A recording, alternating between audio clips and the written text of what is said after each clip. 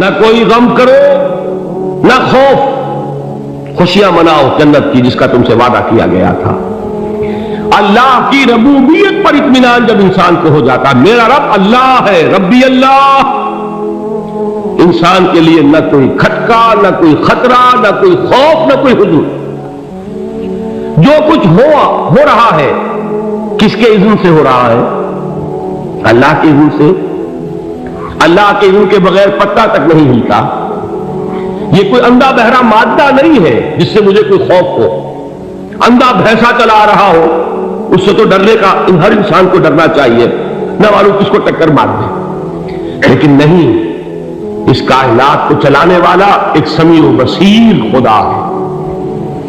وہ جو میرا دوست ہے، میرا ولی ہے، اللہ ولی الذین آمنوا یخرجہم من الظلمات الی النور، اللہ اہل ایمان کا ولی ہے، ساتھی ہے، پشت پناہ ہے، مددگار ہے، حمایتی ہے۔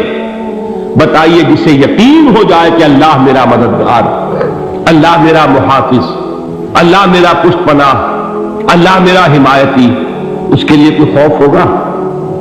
اس سے کوئی ڈر ہوگا؟ میں مثال دیا کرتا ہوں ایک بہت سادہ، پنجاب کے دیہات کی۔ کوئی بڑا چودھری ہے اور کوئی غریب کسان ہے۔ اس غریب کسان کے جانوروں کو ہر وقت اندیشہ ہوگا چوری کا، کوئی میری بھینس کھول کر نہ لے جائے، کوئی میرا بیل کھول کر نہ لے جائے۔ لیکن جس کے بارے میں یہ سب کو معلوم ہو کہ وہ جو بڑا چودھری ہے وہ اس کا دوست ہے، اس کی بچیا کو کوئی خوف ہوگا؟ اس کی بھینس پر کوئی ہاتھ ڈالے گا؟ اسے کوئی اندیشہ ہوگا؟ نہیں۔ کیوں؟ کہ وہ بڑا چودھری، بڑا اس کا یہاں کا سردار، جاگیردار، سب کو معلوم ہے وہ میرا دوست ہے، کوئی میرے خلاف اقدام نہیں کر سکتا۔ اس دنیا میں یہ چھوٹی سی بات اگر آپ کے دلی اطمینان اور سکون کا باعث بن سکتی ہے تو ذرا تصور کیجئے۔ میں لفظ تصور استعمال کروں گا صرف اس لیے کہ اس کا ہم جس کو کہتے ہیں ادراک اور شعور کر نہیں سکتے، اگر کے ساتھ کر سکتے۔ اگر یقین ہو کہ اللہ میرا مددگار اور یقین ہو کہ اللہ ہر آن میرے ساتھ ہے، پھر کوئی خوف؟ کس کا خوف؟ کوئی شے اللہ سے بالا تر ہے؟ کوئی قوت اس سے زیادہ طاقتور ہے؟ کوئی اس کے ارادے کو بدلنے والا ہے؟ کوئی اس کی مشیت کے آڑے آنے والا ہے؟ یہی بات ہے جو حضور نے فرمائی، یہ ایمان کا حاصل ہے لب لباب،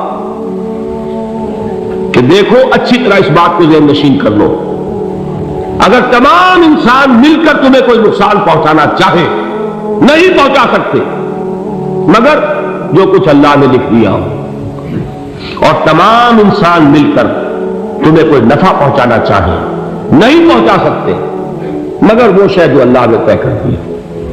آپ پھر میں کہوں گا ذرا تعریف کیجئے، اسے فرض کیجئے، اسے سوچئے۔ اگر اس حدیث پر ہمارا دل ٹھکا ہوا ہو تو کسی سے ڈر ہوگا؟ یہ مجھے نقصان نہ پہنچا دے، یہ میری رپورٹ خراب نہ کر دے، یہ میری انکریمنٹ نہ رکوا دے، یہ میرا یہ نہ بگاڑ دے، یہ میرے یہ نقصان نہ پہنچا دے۔ اس کا ڈر، اس کا ڈر، اس کا خوف، اس کی خوشامد، اس کے لیے جا کر طرح طرح سے اپنی عزت نفس کو ذلیل کروانا اس کے سامنے، یہ سب کچھ کیوں کرتا ہے انسان؟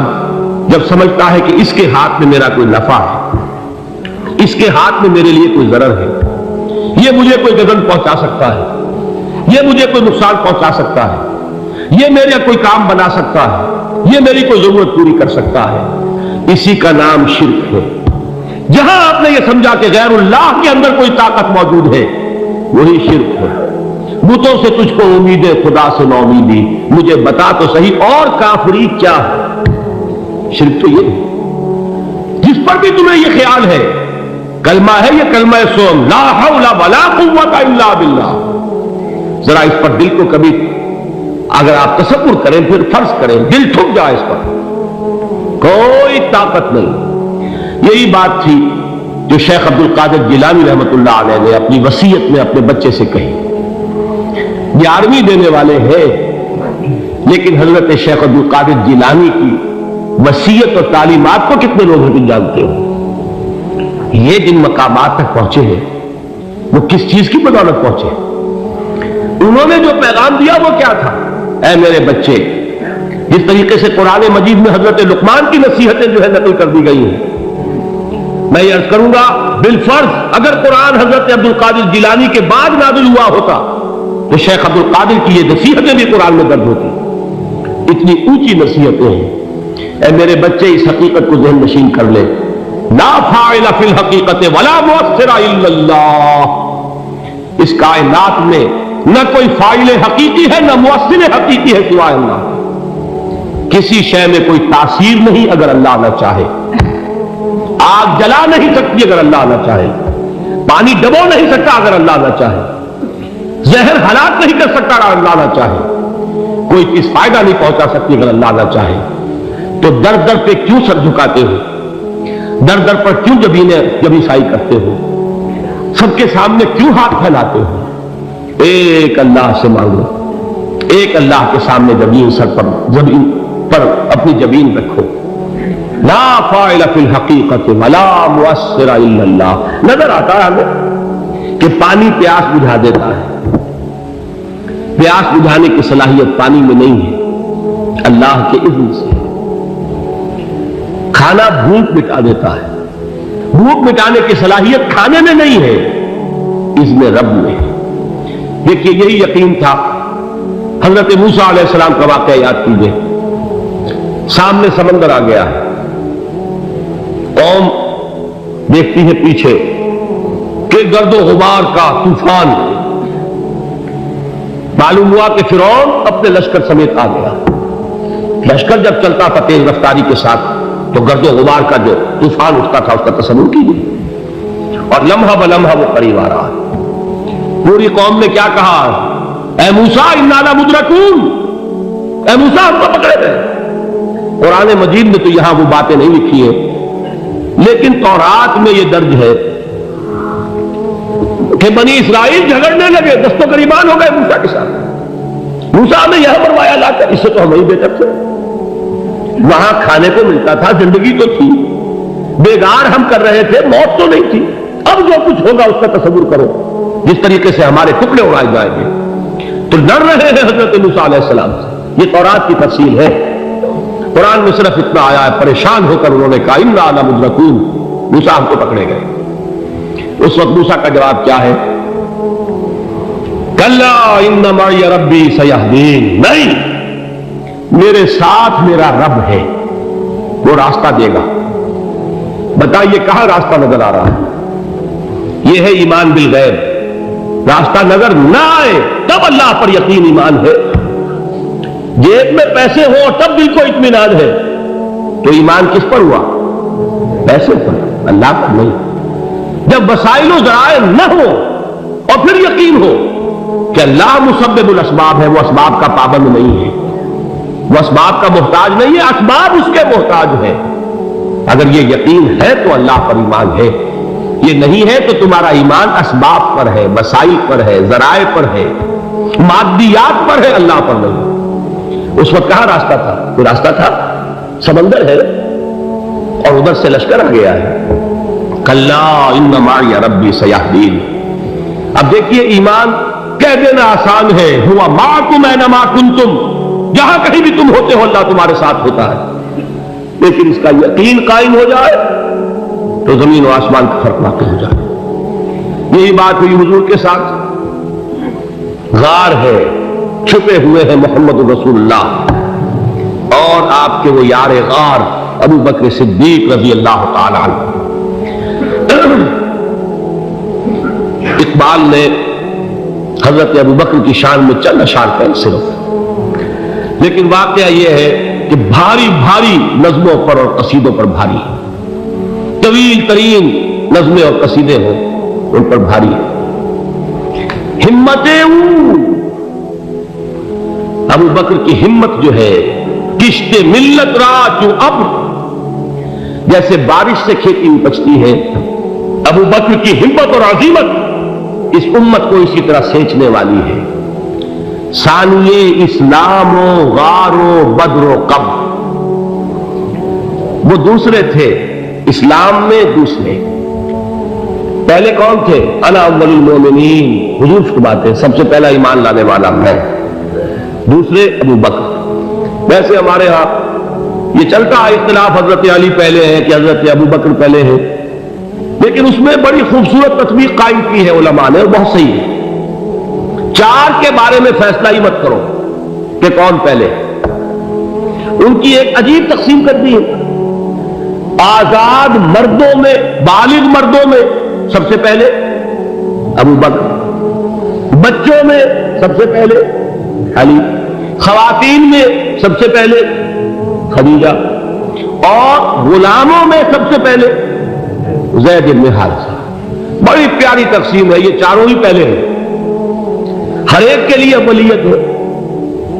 اور واقعہ یہ ہے کہ اگر زمانی اعتبار سے تعین ہوگا تو پہلے خدیجۃ الکبریٰ آئیں گی رضی اللہ تعالیٰ عنہ، کسی اور سے بات کرنے کی نوبت بعد میں آ سکتی ہے، پہلے تو اہلیہ محترمہ سے بات ہوئی، آتے ہی پہلی وحی ہوئی ہے، ابھی تبلیغ کا حکم نہیں تھا، کس کو بتایا واقعہ؟ ابھی اپنی نبوت کی تبلیغ کا تو حکم ہی نہیں آیا، واقعہ کس کا ہے؟ وہ خدیجہ کا ہے۔ جب کہا ہے کہ خشیت علی نفسی، مجھے اپنی جان کا اندیشہ ہے، تو کیا جواب دیا خدیجہ نے رضی اللہ تعالی عنہا؟ وہ صدیقۃ الکبریٰ ہے، صدیقات جو ہے خواتین ان میں چوٹی پر خدیجۃ الکبریٰ ہے رضی اللہ تعالی عنہ، اور صدیق جو مرد ہیں ان میں صدیق اکبر ہے ابو بکر صدیق رضی اللہ تعالی عنہ، لیکن صدیقات میں چوٹی پر۔ جب حضور نے فرمایا خشیت علی نفسی، کیا فرمایا، کیا عرض کیا، کیسے تسلی دی؟ نہیں، اللہ آپ کو ضائع نہیں کرے گا، آپ غریبوں کے ہمدرد ہیں، آپ مساکین کے تکالیف رفع کرنے والے ہیں، آپ بیواؤں کی سرپرستی کرتے ہیں، آپ مسافروں کی خدمت کرتے ہیں، اللہ آپ کو ضائع نہیں کرے گا۔ یہ یقین ہے اس خاتون کے اندر۔ خیر وہ ایک علیحدہ بات ہو جائے گی۔ میرے دل پر حضرت خدیجہ رضی اللہ تعالیٰ عنہ کی شخصیت کا بڑا گہرا نقش ہے، جو وہ کوئی اور ہی وقت اور موقع ہوا تو بیان ہوگا۔ بہرحال اقبال نے ایک مصرے میں جو چار اولیتیں جمع کر دی ہیں، ہمت کشت امت را چو ابر، ثانی اسلام و غار و بدر و قبر۔ اسلام میں حضور کے بعد پہلے کون؟ ابو بکر۔ غار میں حضور کے ساتھ کون؟ ابو بکر۔ بدر کی رات اللہ کا رسول سر بسجود، وہ جھاڑ، وہ گھاس پھوس کی جو جھوپڑی بنائی گئی تھی، اور وہاں تلوار ننگی لے کر پہرا دینے والا کون؟ ابو بکر۔ اور اس حجرہ عائشہ میں محمد کے بعد سب سے پہلے دفن ہونے والا کون؟ ابو بکر رضی اللہ تعالیٰ عنہ صلی اللہ علیہ وسلم۔ وہ جو معاملہ میں سنا رہا تھا غار ثور کا، حضرت ابو بکر بھی حضور کے خیال سے لرز گئے ہیں۔ آپ کو یاد ہوگا کہ جا کر پہلے تمام جتنے سوراخ تھے انہیں بند کیا، ایک سوراخ رہ گیا تھا جس کو بند کرنے کے لیے کوئی کپڑا نہیں تھا، وہاں اپنی ایڑی رکھی ہے، تب کہا ہے حضور سے تشریف لائیے، اور اپنے زانو پر حضور کو لٹایا ہے، اور وہاں کسی موذی جانور نے کاٹا ہے، حضور کی آنکھ لگ گئی تھی، اس وقت اس بل کے اندر جو بھی بچھو ہے کیا ہے واللہ عالم، اس نے کاٹا ہے، اس کی تکلیف کی وجہ سے ابو بکر کی آنکھوں سے آنسو ٹپک گئے، حضور کے چہرے مبارک پر پڑے ہیں، کہ حضور جاگے ہیں، معاملہ کیا ہے؟ ایڑی نہیں ہٹائی وہاں سے، مبادا وہ جانور وہاں سے نکل کر محمد الرسول اللہ کو کوئی گدن پہنچا دے، ابو بکر کی ایڑی ہے، جس طرح چاہے کھا لے، ختم کر دے، جان نکل جائے تب کوئی آنچ آئے، محمد پر تو آئے، لیکن جیتے جی نہیں۔ وہ ہے ابو بکر۔ حضور کے خیال سے اس وقت حضور نے پھر اپنا لعاب دہن لگایا ہے، اور اس سے پھر آپ کی تکلیف ختم ہوئی۔ جیسے خیبر میں حضرت علی کی آنکھ دکھ رہی تھی، اس کو جو شفا حاصل ہوئی ہے وہ بھی حضور کے لعاب دہن سے ہوئی۔ تو بہرحال اس وقت انہوں نے کہا ہے کہ اے نبی یا رسول اللہ، اگر اس وقت ان میں سے کسی نے غیر ارادی طور پر بھی اپنے قدموں کی طرف جھانک لیا تو پکڑے جائے۔ کیا جواب تھا اللہ کے رسول کا؟ لا تحزن ان اللہ معنا، اللہ ہمارے ساتھ سے کیوں گھبراتے ہو ابو بکر؟ یہ ہے ایمان باللہ، میرا مالک اللہ، میرا رازق اللہ، میرا محافظ اللہ، میرا مددگار اللہ، میرا پشت پناہ اللہ، میرا دوست اللہ۔